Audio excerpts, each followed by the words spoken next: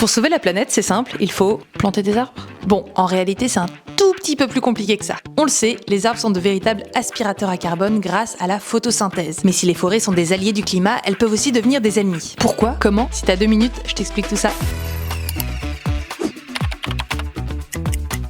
Je sais pas vous, mais moi j'adore les forêts. Vraiment, j'adore. C'est paisible, ça sent bon, on y trouve des champignons à l'automne, de la fraîcheur l'été. Mais elles jouent surtout un rôle primordial dans la régulation du climat. Les arbres et les sols forestiers constituent le 2e plus grand puits de carbone de la planète après les océans. En moyenne, ces super-héros du climat sont capables de capter entre 15 et 20% de nos émissions, à nous, les humains, à l'échelle mondiale. Petit retour au collège avec cette notion que tu as sûrement étudiée en SVT, j'ai nommé la photosynthèse. Et oui, encore elle. Du grec phos qui signifie lumière et synthesis combinaison, la photosynthèse est une réaction chimique qui se passe en plusieurs étapes. Les racines de l'arbre absorbent de l'eau et des sels minéraux contenus dans le sol qui vont remonter jusqu'aux feuilles.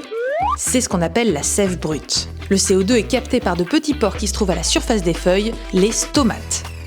Grâce à la lumière du soleil et à la chlorophylle, les feuilles changent le CO2 et l'eau en glucose, ce qui permet à l'arbre de se nourrir et de grandir. Donc pour résumer, CO2 plus eau plus lumière du soleil donne sucre plus oxygène. Ouais, en gros les arbres mangent du carbone en fait.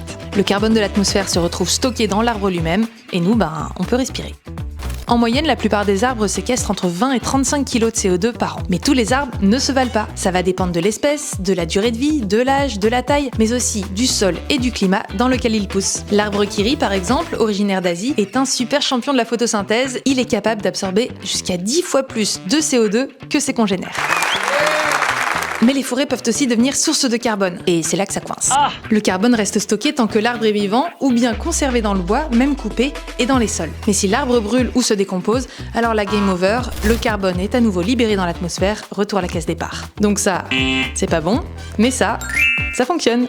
Et autant dire qu'entre la déforestation, les épisodes de sécheresse et les incendies de plus en plus violents, nos amis les arbres ont tendance à relâcher, eux aussi, de plus en plus de CO2. C'est promis, je ne recommencerai plus jamais. Bon, rassurez-vous, pour l'instant, les forêts du monde continuent globalement d'absorber plus de CO2 qu'elles n'en émettent chaque année, entre 7 et 8 gigatonnes en moyenne. Mais spoiler, les forêts seules ne pourront pas compenser toutes nos émissions carbone, estimées à quasiment 38 gigatonnes de CO2 en 2024.